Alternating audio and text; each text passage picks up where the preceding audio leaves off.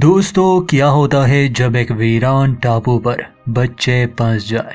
उन्हें जिंदा तो रहना है, पर कोई समझाने वाला, रास्ता दिखाने वाला और हिम्मत देने वाला अगर कोई बड़ा इनके साथ ना हो तो इन बच्चों के साथ क्या होगा।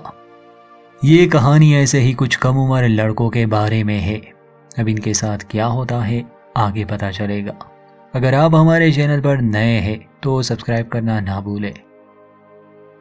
शुरुआत होती है दूसरे विश्व युद्ध के समय से। अमेरिका अपने कुछ इलाके खाली करवा रहा था। ऐसे ही एक जहाज में 24 मिलिट्री स्कूल कैडेट्स को घर ले जाया जा रहा था, मगर बीच रास्ते में ही वो जहाज क्रैश हो गया।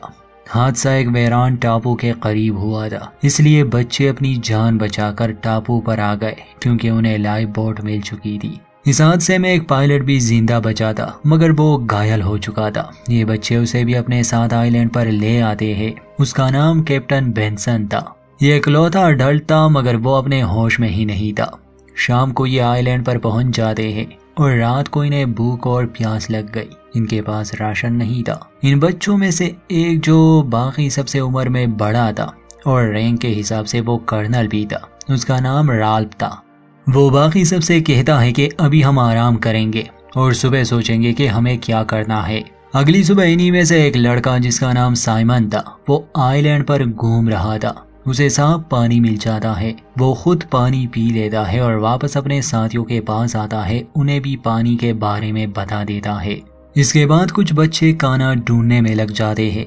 कुछ इस आइलैंड के ऊंची जगह पर जाते हैं ताकि देख सके ये जगह कैसी है। किनारे पर ही एक लड़का था जिसे इस कहानी में पिगी का नाम दिया जाता है क्योंकि वो बाकी सबसे मोटा था। उसे एक कांच शेल मिल गया तो वो उसे राल्फ के पास ले आता है। राल्फ उसे बजाता है तो सभी बच्चे किनारे पर इकट्ठा हो जाते हैं। राल्फ सबको बताता है कि ये कांच जिसके पास भी होगा वो बाकी सबसे अपनी बात कर पाएगा। राल्फ कहता है कि शायद इस आइलैंड पर कोई नहीं रहता, हमें एक साथ रहना होगा। इन्हीं में से एक लड़का था, जैक, जो कहता है कि शायद हमें पूरे आइलैंड को सही से देखना चाहिए। खैर, लगता है जैसे जैक वाले कैरेक्टर के नसीब में क्रैश होना और आइलैंड पर सर्वाइवल करना ही लिखा है। यहाँ पिगी भी अपनी बात सामने रखता है। वो कहता है कि कोई नहीं जानता हम कहाँ हैं और शायद हमें बचाने के लिए कोई भी ना आए। राल्फ सबको समझाता है कि सबसे पहले तो हमें आग जलानी होगी और वो आग जलती रहे ताकि यहाँ से अगर कोई भी गुजरे तो वो देख सके, और हमें रूल्स बनाने होंगे। जैक आगे आता है और कहता है कि मैं आग जलाने का काम करूंगा। कुछ बच्चे कहते हैं कि हमारा लीडर राल्फ नहीं बल्कि जैक होना चाहिए, मगर कुछ कहते हैं कि नहीं, राल्फ पहले से ही हमारा लीडर था और वही रहेगा। जैक राल्फ को मुबारकबाद देता है कि वही लीडर है, मगर राल्फ सबसे कहता है कि लीडर बनने की कोई बात नहीं है, हमें एक साथ काम करना होगा, एक दूसरे का ख्याल रखना होगा। इसके बाद ये लोग काम करने लगे। जैसे जैक और उसके कुछ साथी कैंप बनाने में लग जाते हैं, तभी पिगी उनके पास आता है और कहता है कि शायद हमें जहाज का मलबा ढूंढना चाहिए, मदद आने तक हमें खुद को सुरक्षित रखना है। मगर जैक कहता है कि हमें बचाने के लिए कोई नहीं आने वाला और जहाज का मलबा समंदर में डूब चुका है। ये सुनते ही पिगी उस पर गुस्सा करता है कि तुम बाकी सबको डिमोटिवेट कर रहे हो। ये सुनते ही जैक उसका नाम पिगी रख देता है और ये भी कहता है कि यहाँ सबसे बेकार तुम ही हो। अब जैक पिगी का मजाक उड़ाने लगा तो बाकी बच्चे उस पर हंसने लगे। ये देखकर राल्फ वहाँ आता है और सबको चुप कराता है। कैंप बनाने के बाद इनमें से कुछ पहाड़ी पर जाते हैं और लकड़ियाँ जमा करके वहाँ आग जला देते हैं। आग जलाने के लिए वो पिगी के ग्लासेस यूज करते हैं क्योंकि उसकी नजर कमजोर थी। ये ज्यादा ध्यान नहीं देते, इसलिए आग बेकाबू हो जाती है और पास के एक पेड़ को जला देती है। खुशकिस्मती से आग वाले इस हादसे में ये बच्चे सुरक्षित रहे। वो पेड़ जलने के बाद ये लोग वहाँ सही से आग जला देते हैं और हर कोई वहाँ पहरा देता है ताकि आग जलती रहे। रात को ये बच्चे किनारे पर आग जलाए बैठे थे, तभी जैक एक डरावनी कहानी सुनाता है जिससे कुछ बच्चे तो बहुत डर जाते हैं बल्कि रोने लग जाते हैं। सुबह होती है तो जैक और राल्फ हालात के बारे में बात करते हैं। सिर्फ राल्फ को ही फिक्र थी, मगर जैक को बिल्कुल चिंता नहीं थी। वो कहता है कि हम यहाँ ठीक रहेंगे।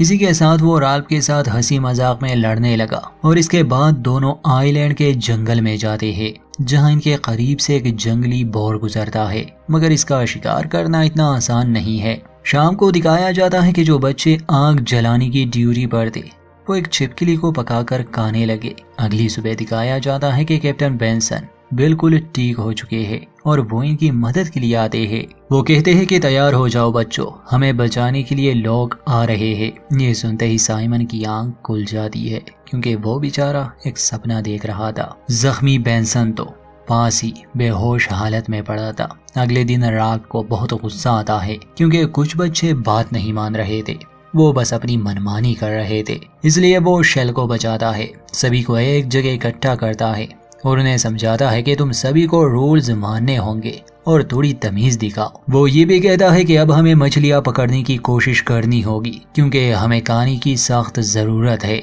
हम सिर्फ यहाँ के फ्रूट्स पर ही डिपेंड नहीं हो सकते। उनमें से कुछ कहते हैं कि हमारा नाइफ कहीं गुम हो गया है और कुछ और सामान भी चोरी हो चुका है। सभी चिल्लाते हैं कि हमें चोर को सजा देनी होगी। सभी काफी अजीब और डरावनी बातें करने लगे। खैर राल्फ दो भाइयों को लिए फिशिंग पर जाता है जो असल में ट्विंस थे। अब आहिस्ता आहिस्ता ये बच्चे बेकाबू हो रहे थे, जैसे बिगड़ैल बच्चे जेक का साथ देते हैं और वो मछली पकड़ने वालों को परेशान करते हैं, उन पर पत्थर फेंकते हैं, मगर राल्फ उन्हें भगा देता है। उनके जाने के बाद ट्विंस बताते हैं कि मिलिट्री स्कूल में आने से पहले राल्फ को पुलिस ने भी अरेस्ट कर लिया था क्योंकि उसने गाड़ी चुराने की कोशिश की थी। मतलब कि जेक नामी लड़का मेंटली ही क्रिमिनल टाइप है। अब जो लड़के जेक के साथ मिले थे वो जेक के कहने पर लकड़ी के भाले बना देते हैं। जेक ने जंगल में बॉर्स को देख लिया था और ये लोग उन्हीं का शिकार करने वाले थे। बॉर का शिकार, आइलैंड, खाने की कमी, सर्वाइवल, कुछ याद आया? खैर बैक टू दिस स्टोरी। उस समय साइमन नामी लड़का आता है, उसे एक कैमेलियन मिला था। वो एज अ पेट उसे अपने साथ रखता है, मगर जेक का एक साथी ये कहकर उस कैमेलियन को मार देता है कि मुझे शिकार के लिए प्रैक्टिस करनी है। साइमन अपना जानवर लिए वहां से चला जाता है मगर कुछ कहता नहीं। ये बच्चे वही बेटे बाले तैयार कर रहे थे कि इन्हें झाड़ियों में से कुछ आवाजें आती है। जेक जल्दी से भागता है, उसे लगा शायद कोई बॉर है, मगर असल में वो कैप्टन बेंसन थे जो होश में तो आ चुके थे, मगर इन्फेक्शन और तेज बुखार ने उसे डिल्यूजनल बना दिया था। वो शॉक में थे। जेक और उसके साथी कैप्टन को वापस से टेंट में ले आते हैं। बाद में जेक कहता है कि शायद हमें इसे मार देना चाहिए, मगर राल्फ मना करता है कि हम ऐसा नहीं करेंगे, हमें इनका ख्याल रखना होगा ताकि ये अपने घर वापस जा सके।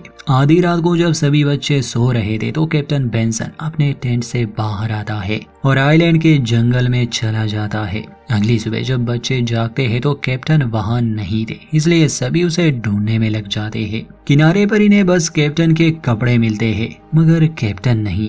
इन लोगों का मानना था कि अब वो मर गए। छोटा साइमन ये मानने को तैयार नहीं था कि वो मर गए, मगर राल्फ उसे समझाता है कि अब वो नहीं रहे। उस दिन इनमें से कुछ बच्चे बॉर के शिकार पर निकल जाते हैं।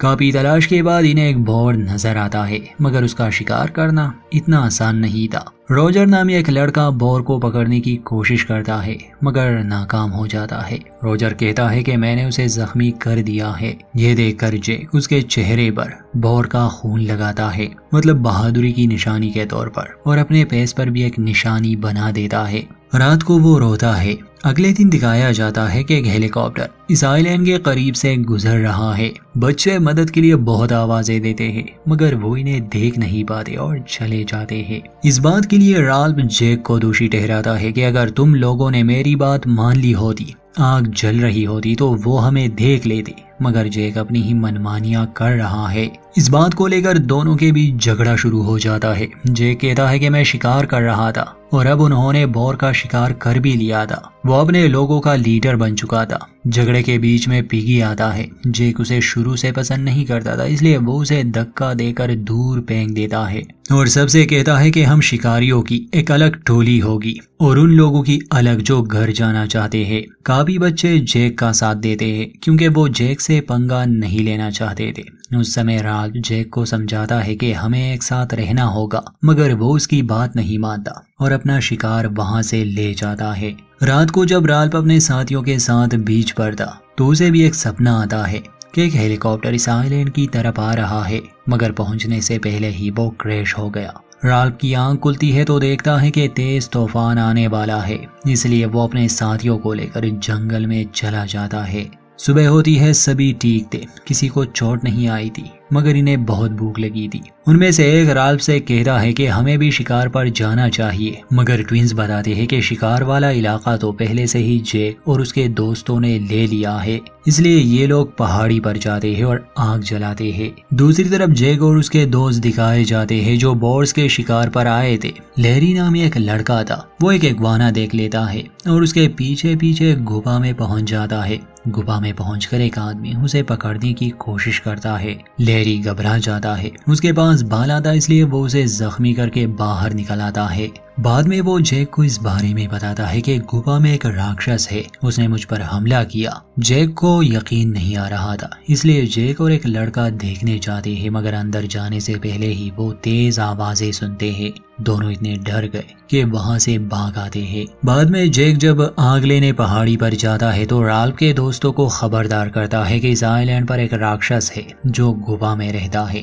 इससे बाकी बच्चे डर जाते हैं और राल्फ के पास आते हैं। राल्फ, पिगी और उसके दोस्त अपने एक साथी को लेने जा रहे थे जो राक्षस के डर से अब जैक के साथ मिल गया था, मगर जैक के साथी उन्हें रोकते हैं और इनसे नाइफ मांगते हैं। पिगी वो देने से इनकार करता है कि वो कैंप का है। रात को जैक और उसके दोस्त छुपकर इनके कैंप पर हमला करते हैं, इनसे नाइफ भी छीन लेते हैं और पिगी के ग्लासेस भी डैमेज कर देते हैं। इस वजह से वो रोता है क्योंकि उसे सही से दिखाई नहीं देता था। अगले दिन साइमन जाता है जैक के साथियों के पास और उनसे गुफा के बारे में मालूम करना चाहता था। असल में जैक और उसके साथी बोर का कटा हुआ सर गुफा ले जाते हैं ताकि उस राक्षस को दे सके। इसके बदले राक्षस इन्हें नुकसान नहीं पहुंचाएगा। साइमन ये सब चुपके से देख रहा था। गुफा से वापस आने के बाद जैक और उसके साथी सीधा आते हैं राल्फ के कैंप में। उसे ऑफर करते हैं कि हम शांति चाहते हैं और आपको खाना देना चाहते हैं। तो रात को जब ये लोग इनके कैंप पर जाते हैं, ट्विंस भी राल्फ का साथ छोड़कर जैक के शिकारी टोली में शामिल हो जाते हैं क्योंकि उन्हें भूख लगी थी और खाना सिर्फ उन्हीं के पास था। वो पिगी को भी खाना देते हैं। अब राल्फ के पास सिर्फ पिगी और साइमन बचे थे। साइमन इस वक्त इनके साथ नहीं था। जैक चाहता था कि ये लोग भी उसके साथ हो जाए और इस आइलैंड पर जानवरों की तरह रहे, मगर पिगी भी इनकार करता है और राल्फ भी। असल में राल्फ तो जैक से बात करने आया था, मगर कोई उसकी बात नहीं सुनता क्योंकि उनमें से एक लड़का कहता है कि तुम्हारे पास वो शेल नहीं है, इसलिए तुम्हारी बात नहीं मानी जाएगी। जैक का फिर से इनके साथ झगड़ा हो जाता है और ये दोनों वहां से चले जाते हैं। दूसरी तरफ हमें साइमन दिखाया जाता है जो जंगल में था। उसने वो गुफा देख ली थी। ग्लो स्टिक लिए वो उस गुफा में जाता है क्योंकि वो जानता था कि कोई राक्षस नहीं हो सकता। वो सही था क्योंकि असल में वो कैप्टन बेंसन की लाश थी। वो जख्मी था और आवाजें उसी की थी। ये पहले जिंदा था मगर रॉजर ने बाले से उसे मार दिया। ये देखकर वो घबरा जाता है। वहाँ जैक और उसके दोस्त आग के चारों ओर चक्कर लगा रहे थे जैसे शिकार के लिए रिचुअल कर रहे हो। ग्लो स्टिक लिए जब साइमन इनकी ओर भाग रहा था ताकि इन्हें बता सके कि उस गुफा में कोई राक्षस नहीं है बल्कि वो कैप्टन थे, तो उनमें से एक साइमन को राक्षस समझ लेता है जिसकी सब्ज आंखें थी, इसलिए बिना सोचे समझे ही वो उस पर हमला कर देते हैं। जल्द ही वो समझ जाते हैं कि असल में उन्होंने साइमन को मार डाला।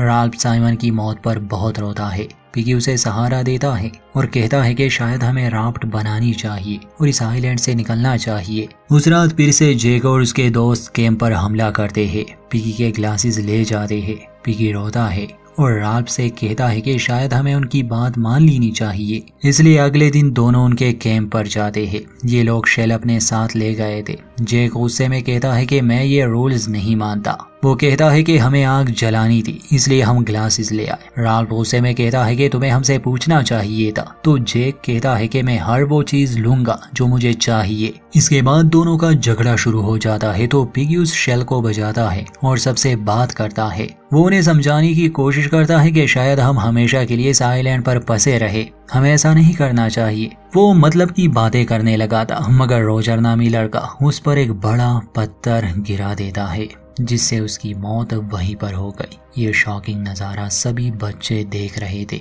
जिनमें से कुछ को ये डरा देता है, मगर अब जैक और भी सनकी बन गया और राल्फ को भी मारना चाहता था। राल्फ ये कहकर वहां से चला जाता है कि मैं इसका बदला लूंगा। रात को वो चुपके से कैंप पर आता है, मगर ट्विंस जो वहाँ पहरा दे रहे थे वो उसे चेतावनी देते हैं कि बाकी लोग तुम्हें मारने का प्लान बना रहे हैं, इसलिए भाग जाओ। उसी रात जब वो जंगल में छुपा था तो जैक और उसके दोस्त आग लगा देते हैं ताकि राल्फ जंगल से बाहर आए। एक जगह वो छुपा था, ट्विंस उसे देख भी लेते हैं मगर जैक से झूठ बोलते हैं और अंत में जब वो बीच की तरफ भाग रहा था तो ठीक उसी समय यूएस मरीन का एक ऑफिसर यहाँ इस आइलैंड पर आ चुका था। उसे देखकर राल्फ घुटनों पर बैठ जाता है और कुछ देर बाद भाले लिए बाकी लड़के भी वहां पहुंच गए। राल्फ फूट फूट कर रोता है और वो ऑफिसर ये देखकर हैरान खड़ा था कि आखिर यहाँ हुआ क्या। इसके बाद इन बच्चों को रेस्क्यू कर लिया गया, मगर ये सब इन्हें जिंदगी भर याद रहेगा। और यहीं पर कहानी का अंत। दोस्तों वीडियो अच्छी लगे तो लाइक करें, चैनल सब्सक्राइब नहीं किया तो प्लीज कर दे।